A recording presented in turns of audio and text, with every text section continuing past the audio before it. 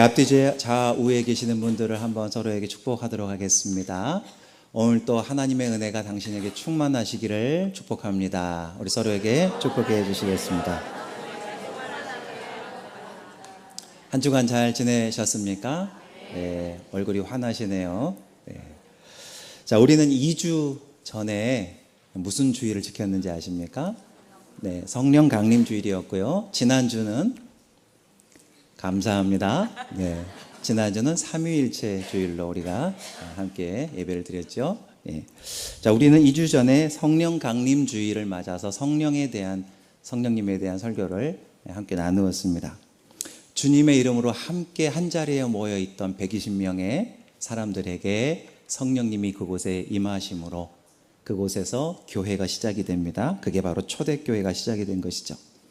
자, 중요한 것은 성령 강림주의를 알고 성령 강림주의를 기념하는 게 중요한 게 아니고, 오늘 저와 여러분이 동일한 성령님을 받은 사람들로서 성령님이 우리 안에 어떻게 역사하시고 무엇을 기대하시는지를 우리가 깨닫는 것이 중요하다는 사실입니다.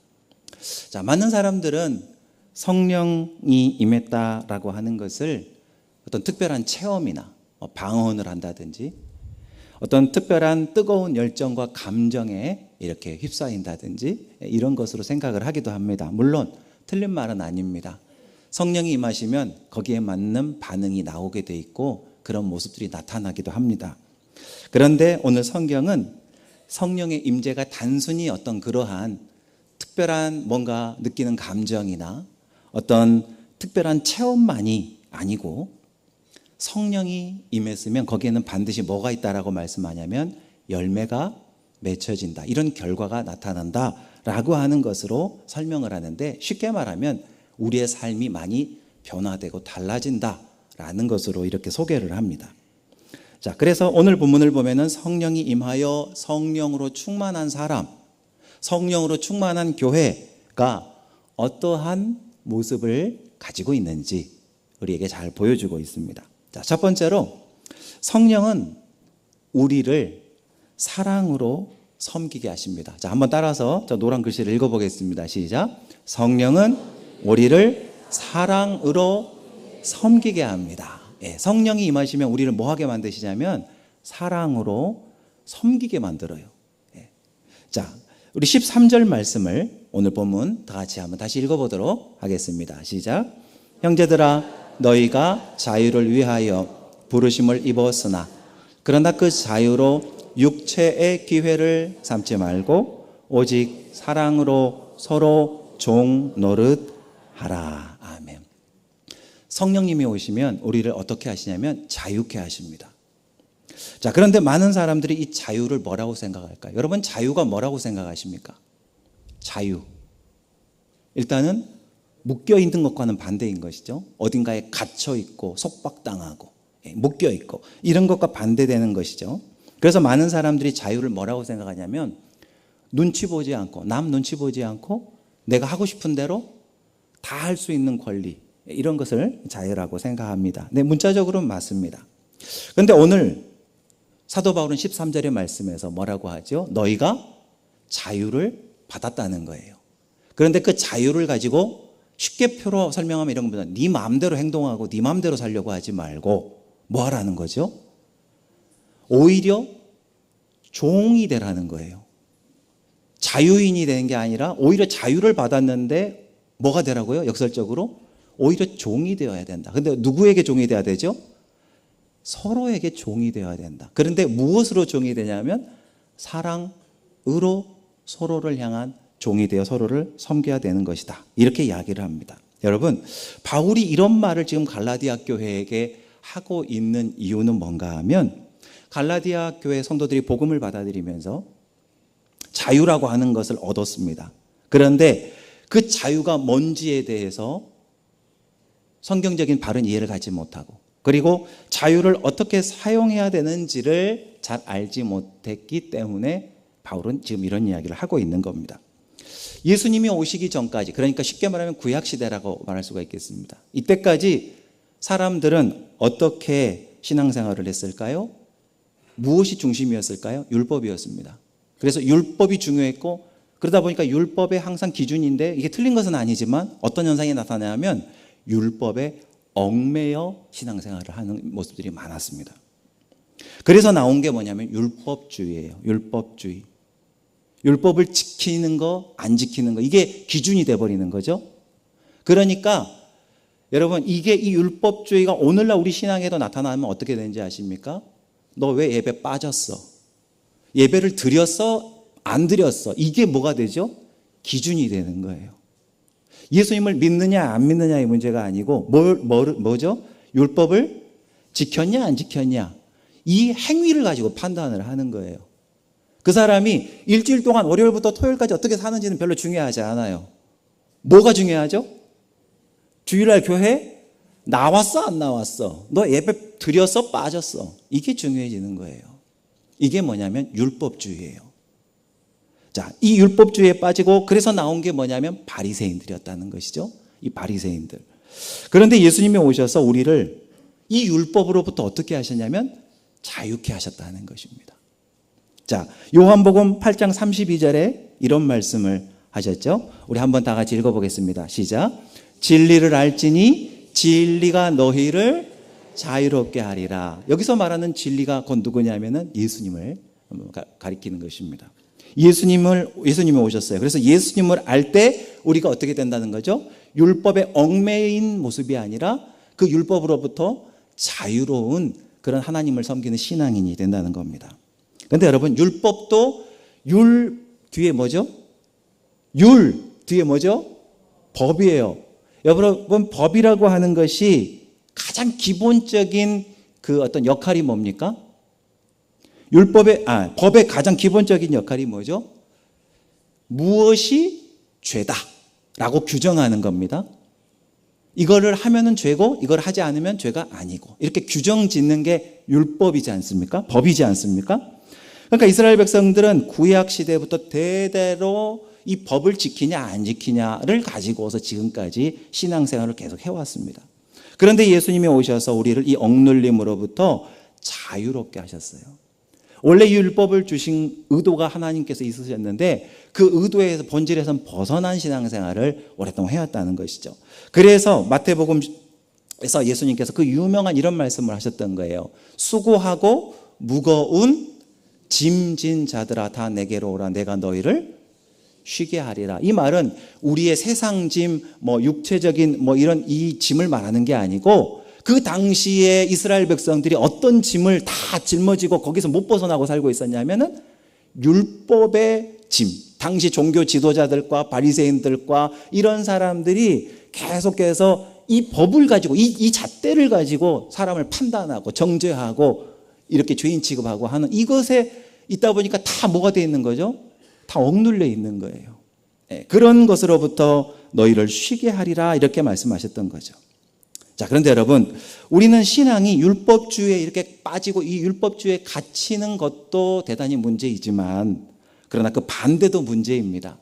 오늘 말씀을 자칫 잘못 우리가 받아들이고 이렇게 적용을 하게 되면 어떻게 될까요? 우리는 예수님이 우리에게 자유를 주셨다. 그러니까 어떻게 되는 거죠? 이제 죄를 지어도 괜찮아. 뭐 하면 되죠? 회개하면 돼.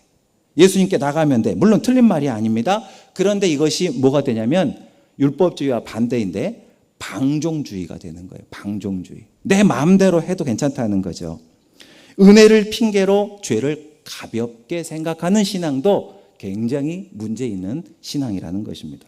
그래서 바울은 오늘 갈라디아 교회의 성도들에게 이 균형을 맞추는 이야기의 말씀을 하고 있는 거예요. 뭐라고 그랬죠? 너희가 뭘 받았으나, 뭘 입었으나 자유를 입었지만 그 자유를 가지고 뭘 삼지 말라고 그럽니까?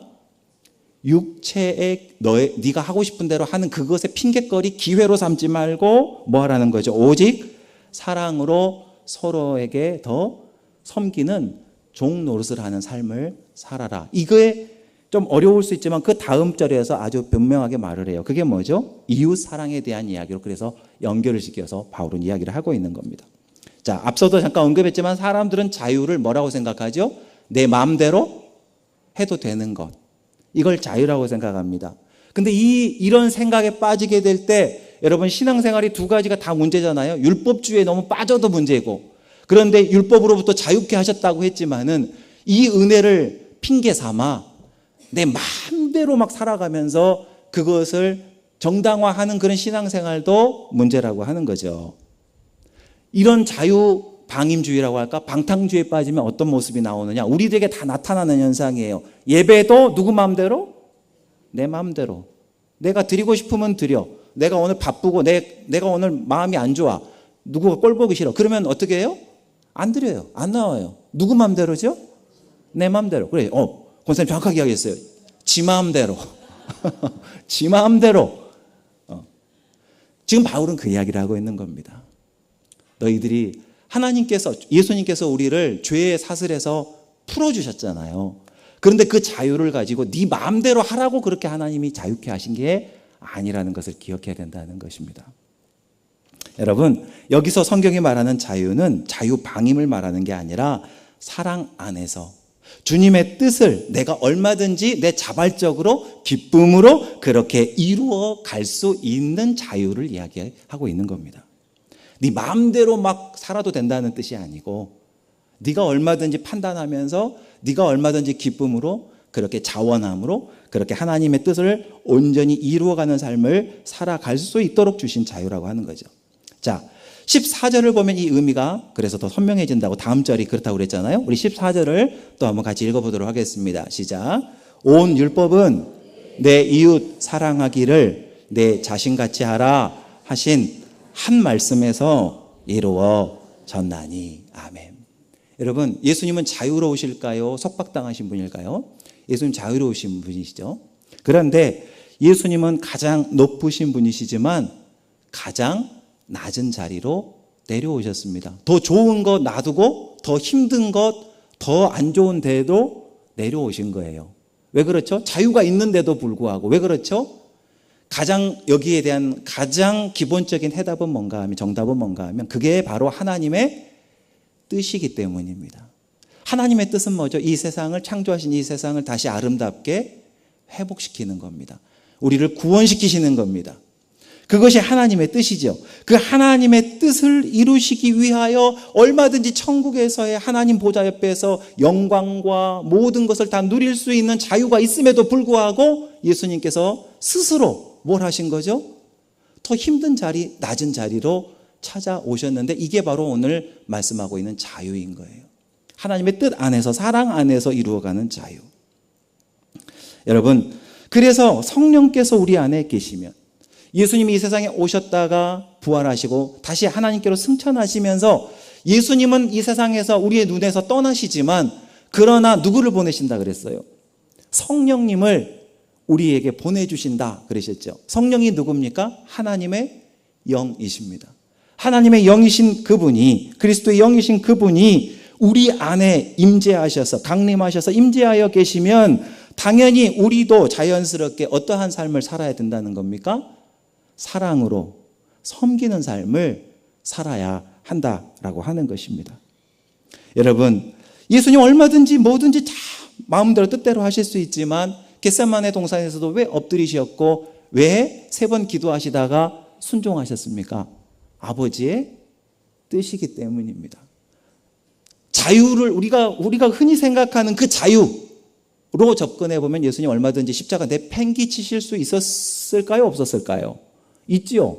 내 마음대로 하고 싶은 한 걸 자유라고 그렇게 우리가 정의를 내린다면 얼마든지 십자가 그냥 버려두고 도망가 버려도 되는 겁니다. 그러나 예수님은 그렇게 하지 않으셨죠. 왜요?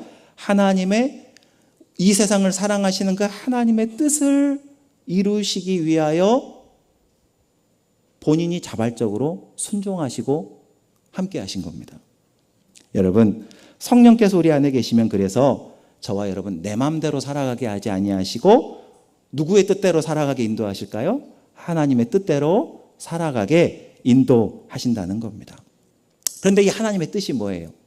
크게 2가지잖아요.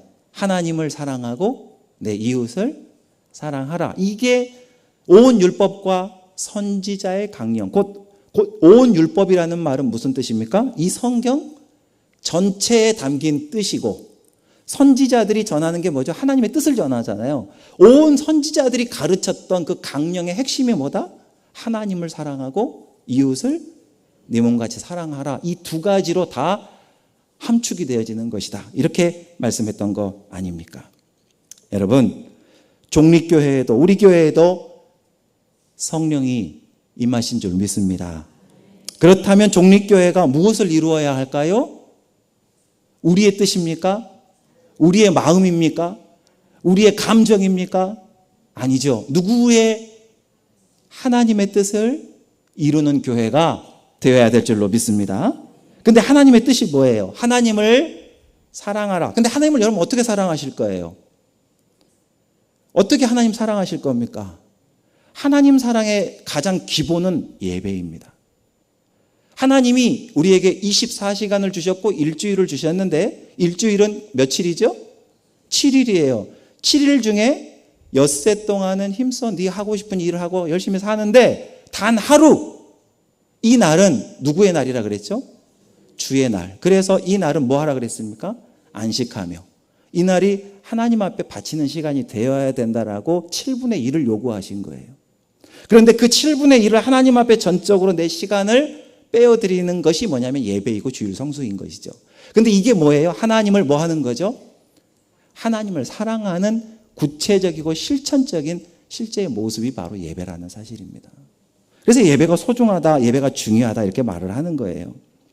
여러분, 그 다음에 두 번째가 뭐죠? 이웃을 서로 사랑하는 것이다 그랬습니다. 여러분, 서로가 우리 옆에 계시는 분부터가 다 이웃이에요. 이 교회 바깥에만 이웃이 아니고 지금 내 옆에 있는 분들이 다 이웃이에요. 여러분의 집에 가도 이웃이 있어요. 누가 있을까요? 자, 여러분의 배우자가 우리 여성분들은 뭐라고 부르죠? 우리 여자분들은 여러분의 배우자를 뭐라고 부르십니까? 저희 집은 지우리 아빠라고 안 부릅니다. 자, 남편이죠. 네.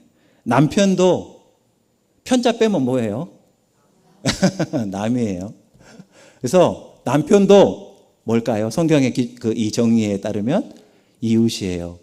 자식도 이웃이에요. 여러분, 내가 아닌 모든 존재가 다 성경에서 말하는 이웃이에요.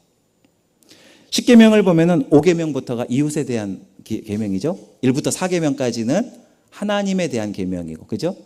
하나님을 섬기라는 거, 우상을 섬기지 말고 주일을 성수하라, 안식일을 지키라. 이게 다 하나님을 어떻게 사랑하라고 하는 거잖아요. 1부터 4계명까지가.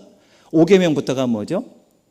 예, 이웃 사랑이에요. 간음하지 말고, 도둑질하지 말고, 남의 것 탐내지 말고, 남한테 거짓말하지 말고. 다 누구에게요? 이웃에게. 이웃을 어떻게 사랑할 것인가의 구체적인 게 그 십계명 뒷부분이죠. 자, 어쨌든 여러분, 우리는 하나님을 온전히 예배하고 서로를 사랑하고 섬김으로 하나님의 뜻을 이루어서 성령님이 임하신 교회의 모습을 지켜나가는 우리 종립교회가 될 수 있기를 소망합니다. 여러분, 그런데 이 성령님은 우리를 사랑하게 만든다라고 하는 것을 기억하시기 바랍니다. 자, 두 번째로 성령님은 우리 안에 육체의 욕심과 싸우게 만드신다라고 하는 겁니다. 성령님이 임하셔서 하시는 이 두 번째예요. 자, 다시 한번 이 노란 글씨를 읽어보겠습니다. 시작. 성령은 우리 안에 육체의 욕심과 싸우게 하십니다. 자, 16절의 말씀을 우리 또 같이 한번 읽어보도록 하겠습니다. 16절입니다. 시작. 내가 이르노니 너희는 성령을 따라 행하라. 그리하면 육체의 욕심을 이루지 아니하리라. 아멘. 모든 우리 그리스도인들, 신앙인들에게는요, 두 가지의 마음이 있고 두 가지의 힘이 우리 심령 안에 존재합니다. 같이 들어있습니다. 여러분, 우리 신앙생활이 어려운 이유는 우리 안에 이 두 가지의 마음이 함께 들어있기 때문에 그렇습니다. 하나가 뭐죠? 성령의 마음입니다. 나머지 하나가 뭐겠어요? 육체의 마음입니다. 이 두 가지가 서로 싸우고 있다라고 하는 것이죠. 그래서 19절부터 21절을 보게 되면은 이 육체의 소욕이 설명되어져 있는데 뭐라고 되어 있냐면은 육체의 일은 분명하니 그러면서 뭐라 그랬냐면은 음행, 더러운 것, 호색, 우상숭배, 주술, 원수 맺는 것, 분쟁, 시기, 분냄, 당 짓는 거. 여러분, 당 짓는 게 뭘까요? 뭐 민주당, 국민의힘 이게 아니에요. 한마디로 말하면 뭐죠? 네 편, 내 편을 가르는 행동을 말하는 거예요. 그 일이 어디에서 일어나요? 교회 안에서. 우리 같은 공동체 안에서, 우리 모여있는 곳에서 그런 일들이 일어나는데, 이게 뭐라 그러냐면 이게 성령의 생각이라는 겁니까? 육체의 생각이라는 겁니까? 육체의 생각, 육체의 마음이다. 이렇게 성경은 이야기를 하고 있습니다. 근데 우리가 왜 신앙생활이 어렵죠? 성령님이 우리에게 주시는 생각과 마음이 분명히 존재합니다. 우리 안에 성령이 분명히 오셨기 때문에. 그런데 성령님이 오시기 전까지는 100% 무엇만 있었죠, 우리 안에? 육신의 생각, 육신의 마음으로만 가득했어요. 100%였어요, 우리는. 그러나 성령님이 오시면서 우리 안에서 이 둘의 힘 겨루기가 막 일어나고 있는 겁니다. 그래서 둘이 싸우는 거죠, 서로가. 여러분, 그런데 이 육체의 소용, 내가 가지고 있는 나의 인간적인 이 모습들이 여러분 성령님과 싸운다는 거예요. 성령님은 하나 되게 하시는데 내 안에 있는 육체는 하나가 아니라 어떻게 되려고 하죠? 서로 아까 분내고 당짓고 분열하고 그런다 그랬잖아요. 서로 갈라지게 하는 거예요. 성령은 우리를 서로 사랑하라, 하나님을 뜨겁게 사랑하라, 너 그렇게 살면 안 된다, 너의 시간을 하나님께 이 시간을 꼭 드려라, 너 서로에게, 이웃에게 저 사람 꼴 보기 싫어도 저 사람의 꼴을 봐야 된다. 그렇게 성령은 우리에게 끊임없이 사랑을 말씀하시는데 내 안에 있는 육체는 어떻게 하죠? 싫습니다. 나는 저 사람이 밉습니다. 나는 저 사람을 받아들일 수 없습니다. 용서할 수 없습니다. 이 두 가지의 마음이 그래서 우리 안에서 다투고 싸워서 우리를 힘들게 한다는 거예요. 성령은 용서하라고 하시는데 우리는 끝까지 용서하지 못하고 미움을 끝까지 품고 살아가게 만드는 겁니다. 여러분, 성령 충만하다, 성령 충만하다, 우리는 이런 이야기 많이 하는데 여러분, 성령 충만한 사람은 그 사람 죄가 없다는 뜻이 아니에요. 그 사람에게 이런 시기, 질투, 미움이 없다는 뜻이 아니에요. 우리가 인간인데 왜 그게 없겠습니까? 당연히 있습니다. 우리는 육체를 입고 있는 사람들인데 왜 그런 인간의 마음, 육체의 마음이 왜 없겠습니까? 있습니다. 그러나 여러분, 우리 안에 계신 성령님 앞에 내 육체가 굴복하고 성령님이 승리하도록 만드시는 이 과정을 우리는 반드시 승리해야 된다는 것입니다. 여러분, 신앙생활 하다 보면 괴로울 때 참 많아요. 그러죠? 괴롭잖아요. 근데 사실 왜 괴롭습니까? 괴로운 이유는 뭘까요? 적어도 괴로운 이유는 성령님이 내 안에 계시기 때문에 괴로운 거예요. 이해가 되십니까? 나만 100% 있을 때는 괴로울 게 없어요. 왜 그렇죠? 내가 모든 것 다 결정하고 내가 느끼는 대로, 내가 왕이니까, 내가 주인이니까 그냥 내가 하고 싶은 대로 하면 돼요. 처음에 말했던 자유. 내가 다 하면은 괴로울 게 뭐가 있겠어요? 내가 하고 싶은 대로 다 하면 되죠. 그런데 누가 들어오셨어요? 성령님이 들어오셨어요. 그러면서 내 생각, 내 마음을 자꾸 찌르시고 그것을 수정하려고 하시는 거예요. 그래서 이 힘 간에 이 싸움이 일어나니까 그래서 뭐 한 거냐면 괴로운 것입니다. 그래서 괴로운 거예요. 자, 로마서 8장 16절에 보면은 이런 말씀이 있어요. 우리 로마서 8장 16절을 또 읽어보겠습니다. 시작. 성령이 친히 우리의 영과 더불어 우리가 하나님의 자녀인 것을 증언하시나니. 아멘. 여러분, 그래서 교회 생활, 신앙생활 하다가 여러분, 우리가 막 뭔가 괴로운 일들이 있잖아요. 신앙 안에서 괴로운 것이 있잖아요. 그것은 적어도 무슨 증거냐면 내가 하나님의 자녀라는 증거입니다.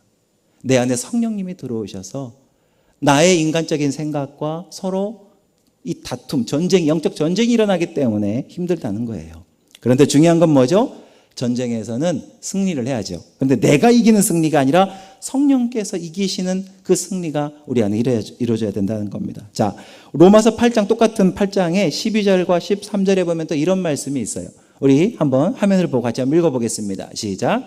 그러므로 형제들아, 우리가 빚진 자로 돼 육신에게 져서 육신대로 살 것이 아니니라. 너희가 육신대로 살면 반드시 죽을 것이로되 영으로서 몸의 행실을 죽이면 살리니. 아멘. 사랑하는 여러분, 저와 여러분의 우리 심령 안에 성령님이 계시다는 사실을 기억하시기 바랍니다.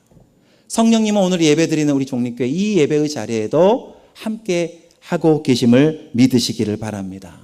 그렇다면 여기에서 내 육체의 생각과 소욕에 지배당하지 말고 내 생각, 내 감정을 더 앞세우며 지배당하지 말고 성령님의 은혜를 구하며 성령님의 역사하심을 구하며 우리 자신의 육체의 소욕을 이기시는 저와 여러분 되시기를 소망합니다. 근데 여기서 이기는 이 이김은, 이 승리는 어떨 때 얻을 수 있는 이김이냐면 내가 성령님 앞에 굴복하고 무릎 꿇을 때 주어지는 승리라고 하는 것입니다. 자, 마지막 세 번째로 성령은 우리 안에 아름다운 열매를 맺게 하십니다. 자, 우리 노란 글씨 3번을 다시 한번 읽어보겠습니다. 시작. 성령은 우리 안에 아름다운 열매를 맺게 하십니다. 이게 그 유명한 성령의 9가지 열매이죠. 자, 우리 22절, 23절 우리 2절 본문 말씀을 또 읽어보겠습니다. 시작. 오직 성령의 열매는 사랑과 희락과 화평과 오래 참음과 자비와 양선과 충성과 온유와 절제니 이 같은 것을 금지할 법이 없느니라. 아멘. 여러분, 성령을 받은 사람, 성령이 임한 사람, 성령이 임한 교회에는 반드시 무엇이 보일까요? 무엇이 나타날까요? 성령께서 맺게 하시는 뭐가 보인다는 거죠? 열매가 보이더라 라고 하는 것입니다. 여기서 흥미로운 것은, 자, 우리 9가지 열매보다도요, 여기서 먼저 우리가 한 가지 짚고 넘어갈 것은 뭔가 하면, 성경에 오늘 본문 말씀에 보면은, 자, 이 열매가 몇 개예요? 쉬어보니까 9개예요. 그러면 이렇게 말해야 정상적이에요. 성령의 열매들은 이렇다. 이렇게 해야 됩니다. 그런데 그렇게 복수로 말하지 않고 뭐라고 그랬을까요? 성령의 열매들은 아니고 성령의 열매는, 마치 열매가 몇 개인 것처럼 1개인 것처럼 이렇게 이야기를 하고 있어요. 분명히 9개가 나와 있는데 그냥 열매라고 단수로 되어 있단 말이죠. 여러분, 왜 그런가 하면 여기 열거되어 있는 이 열매들의 본질은 몇 개라고요? 하나이기 때문이라는 거예요. 그 본질이 뭘 것 같으세요, 여러분? 금방 답을 찾을 수 있을 거예요. 이 9가지 열매의 핵심, 씨앗이라고 그럴까? 본질은 뭘까요? 자, 저를 따라 하겠습니다. 사랑. 예, 사랑. 사랑입니다. 그러니까 여러분, 무엇부터 지금 소개되고 있죠? 9개를 열거할 때? 사랑, 그 다음에 희락이라고 하는데, 희락의 다른 말은 기쁨이죠. 성령은 우리에게 기쁨을 주세요. 그죠? 사랑, 희락, 화평. 예, 이렇게 쭉 열거가 되고 있어요. 그런데 여러분, 첫 번째 열매 9가지 중에 첫 번째가 뭐죠? 사랑이에요. 근데 잘 유심히 들여다보면은 이 나머지 8개가 다 사실은 뭐냐면 사랑이라는 거예요. 사랑할 때 뭐가 어떤 감정이 생기죠? 기쁨의 이 즐거움, 막 이 감출 수 없는 이 기쁨이 표현되잖아요. 여러분, 그러니까 기쁨, 희락이라고 하는 것도 어디서 나오냐? 사랑에서 나오고. 그리고 화평도 서로 이 화평한다는 거이죠. 싸우지 않고 화평한다는 것도 어디서 나오죠? 사랑에서 나와요.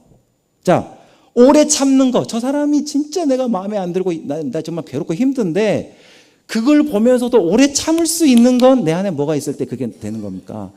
사랑이 있을 때 오래 참아지는 거예요. 자비, 양선도 마찬가지예요. 양선이라는 말이 좀 어려울 수 있지만 이 두 글자를 바꿔보세요.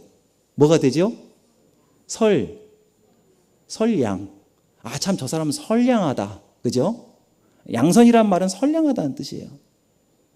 여러분, 이 모든 것이 다 사랑에서 결국 나오는 것입니다. 결국 성령은 본질적으로 어떤 열매를 맺게 하신다는 겁니까? 사랑이라는 열매를 맺게 하신다라는 것입니다. 여러분, 예수님을 오래 믿었다고 교회를 수십 년 다녔다고 해서 그 사람이 성숙한 건 아닙니다. 여러분, 우리가 봐보세요. 둘러보세요. 20년 다니신 분인데 왜 저분은 저렇게 사랑이 없을까? 이럴 수 있잖아요. 성령의 열매가 맺히고 있는가가 중요하다는 것입니다. 여러분, 교회를 오래 다닌 게 중요한 게 아니라 성령님이 우리 안에 들어오셔서 우리로 하여금 맺게 하시는 그 열매를 맺는 것이 중요하다는 것입니다.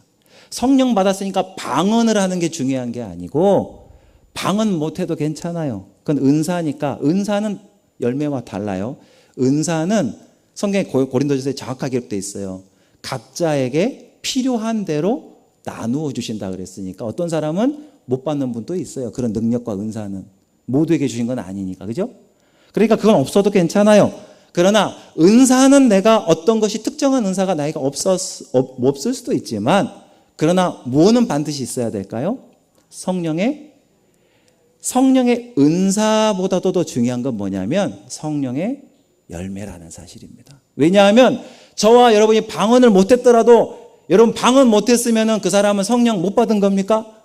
아니잖아요. 그러니까 성령의 은사보다 더 중요한 건 뭐냐면 성령의 열매예요. 저와 여러분 다 성령 받은 사람들인 줄로 믿습니다. 성령 못 받으신 분 아무도 없어요. 다 성령을 받았어요. 그러면 우리는 뭘 맺어야 됩니까? 열매를 맺어야 됩니다. 근데 성령의 열매가 9가지라고 구체적으로 되어 있지만 본질은 하나인데, 그 한 가지의 본질의 열매가 뭐라고요? 사랑의 열매라는 사실입니다. 여러분, 내 안에는 성령으로 말미암아 사랑의 열매를 맺기 원하는데, 근데 왜 우리가 이 성령의 열매, 사랑의 열매를 맺지 못하는 것일까요? 자, 우리 그 다음 절 24절의 말씀을 한번 읽어보도록 하겠습니다. 자, 24절 함께 읽겠습니다. 시작. 그리스도 예수의 사람들은 육체와 함께 그 정욕과 탐심을 십자가에 못 박았느니라. 아멘.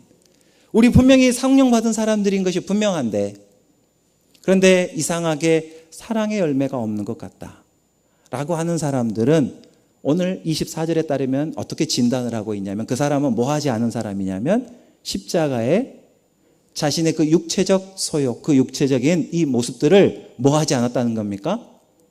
못 박지 않았다. 좀 달리 표현하면 내가 죽지 않았다는 뜻입니다. 내가 죽지 않았다. 그러므로 날마다 저와 여러분은 십자가 앞에 내 육체의 소욕을 못 받고, 날마다 사도 바울의 그 고백이 뭐죠? 나는 날마다 죽노라. 사도 바울이, 그 위대한 사도가 왜 그런 말을 했겠어요? 한 번 죽었으면 된 줄 알았더니 그게 아니라 뭐죠? 언제마다 죽는다 그랬어요? 주일마다 이런 게 아니잖아요. 언제마다 죽는다 그랬죠? 날마다 죽노라. 왜죠? 오늘 이렇게 여러분 예배드리고 고개 끄덕이고 아멘하고 그래야지 했는데 당장 내일 월요일이 되면 어떻게 됩니까? 또 육체의 이 소욕이 올라오기 때문에 내일도 우리가 어떻게 돼야 됩니까? 내일도 어디에? 십자가에. 주님의 그 십자가 앞에 내 이 인간적이고 이 부끄러운 모습들을 다시금 또 십자가에 함께 못 박고 내 자아가 죽는 이 죽음의 고백이 있어야 된다는 것입니다. 자, 우리 마지막으로 25절, 26절을 함께 읽고 말씀을 마치도록 하겠습니다. 함께 25절, 26절을 함께 읽겠습니다. 시작. 만일 우리가 성령으로 살면 또한 성령으로 행할지니 헛된 영광을 구하여 서로 노엽게 하거나 서로 투기하지 말지니라. 아멘. 여러분, 우리는 이미 성령 받았습니다. 그러면 이제 성령으로 살아가야 된다는 것입니다. 성령으로 충만한 성도, 성령으로 충만한 교회는 사랑으로 서로를 섬기며 서로의 종이 되는 교회라고 가르쳐 주십니다. 이게 첫 번째죠. 두 번째, 우리의 육체의 소욕을 이기는 삶이라고 가르쳐 주십니다. 세 번째 뭡니까? 성령의 열매인 사랑의 열매를 맺는 삶을 살아간다. 여러분, 우리 종립교회 모든 성도들이 우리 교회가 이런 교회가 되기를 소망합니다.